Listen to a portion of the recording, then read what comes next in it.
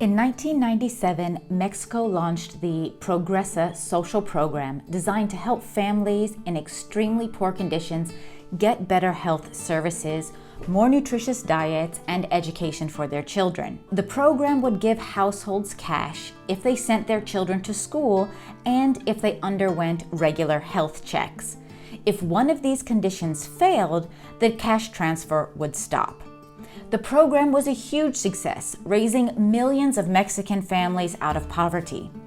But just a year after the start of the program, a strange side effect was observed. The beneficiaries of the program were migrating to the United States. But why would they move if the local conditions were improved thanks to the program?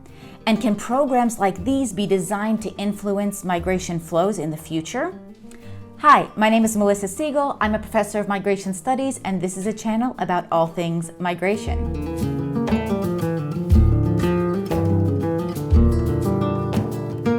So this video is based on the 2022 policy paper, Do Cash Transfers Deter Migration by Michael Clements, who is based at the Center for Global Development.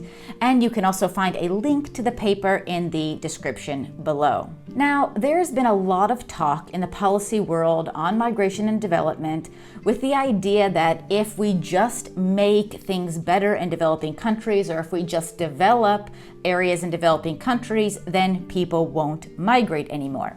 That idea completely misunderstands the relationship between migration and development.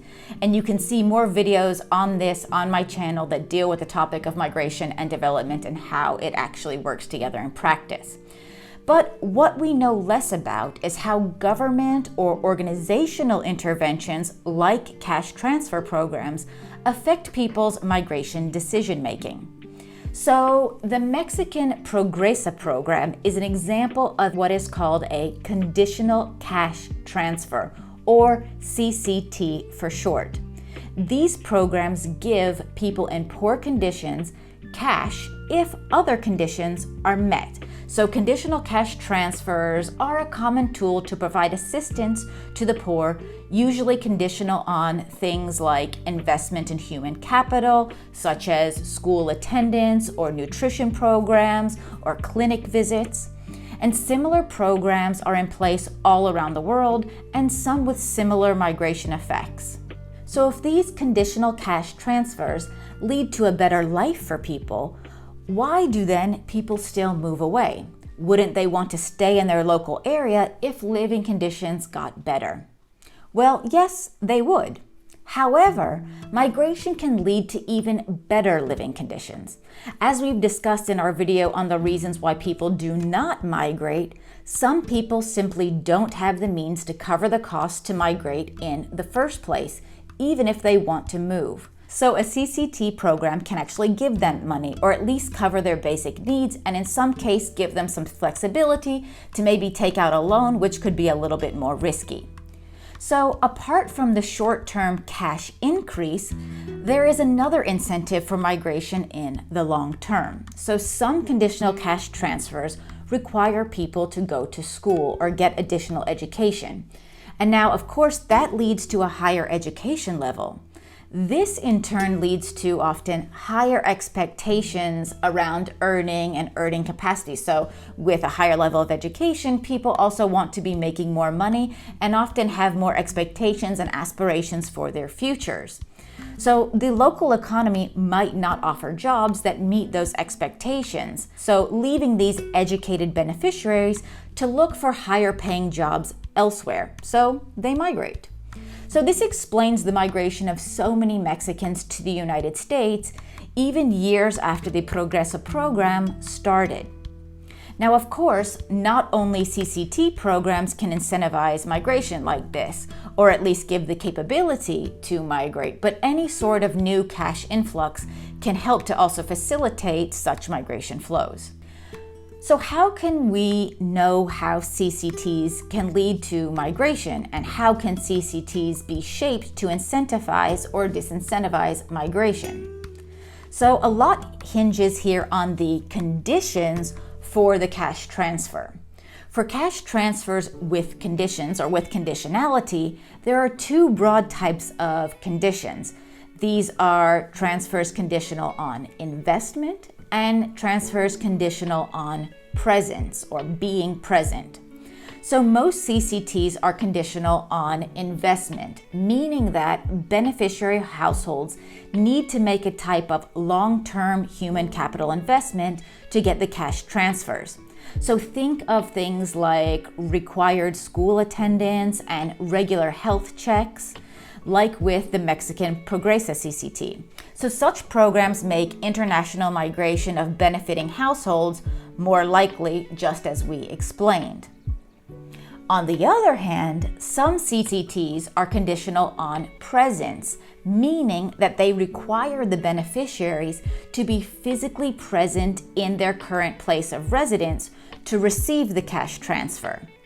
In other words, if you stay, you can get cash. If you leave, the cash flow stops. So such programs can reduce migration, but only if the conditions for presence are strict, targeted, and long enough. So what does that mean? First, let's take strict.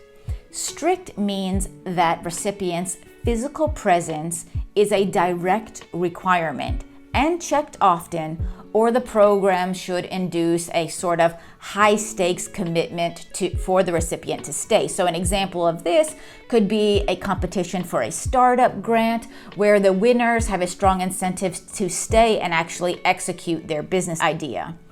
Now, targeted means that the condition must target the potential migrant specifically. So for example, an Indian Cash for Work program uses specific targeting. So any rural worker can perform manual labor on local public works for a guaranteed 100 days of work. So people are being guaranteed 100 days of work on a public works project. So the worker only gets the money if they physically perform the work. So here we have a condition of presence that prevents them from migrating because instead they just do the job there.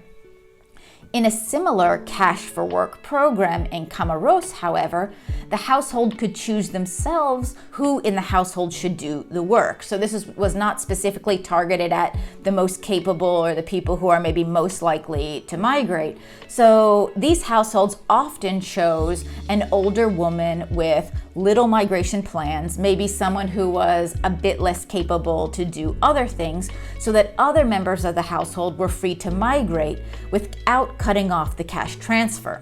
So in this case, the program did not reduce or stifle migration. Finally, a CCT conditional on presence needs to be, what I said before, long enough. But what is long enough? So since the migration disincentive stops the moment that the cash transfer ends, that means that the CCT program needs to exist as long as the migration should be disincentivized. So in other words, if you want to reduce or stifle migration for 10 years, the CCT program should be in place for 10 years as well. So when CCT programs want to reduce migration flows resulting from cash transfers, which of course is not their primary motive and not what they are designed to be doing, it needs to be strict, targeted, and have long enough conditions.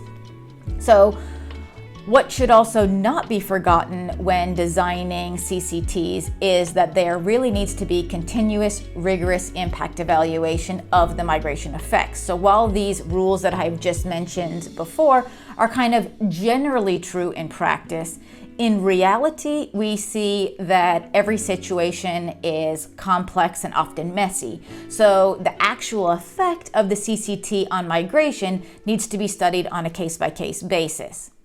Now, what are some lessons then that we can learn for policy more broadly? So we see that conditional cash transfers are coming under increasing pressure to shape migration behavior, even though this is not what they're originally designed for.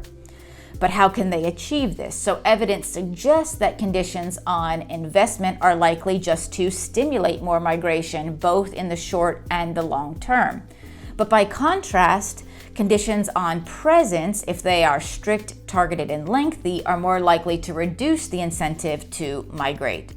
Now, importantly, their effects on migration are not the only concern, of course, as CCTs are usually provided in order to improve and stimulate human development, regardless of their effects on migration. So we've also discussed in previous videos that migration generally leads to higher welfare for migrants, their countries of destination, as well as their countries of origin through things like remittances, knowledge transfer, and other ties.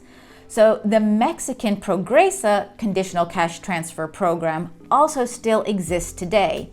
Now it's known as the Prospera program, so the name has changed, and it continues to raise millions of people out of poverty, and is perhaps compounded even more by the development effects of migration that we also see associated with this program. Now, if you like this video, please make sure to give it a thumbs up. If you're not subscribed already, please subscribe to the channel and hit that notification bell so you don't miss any of the videos that we upload every week on different migration issues.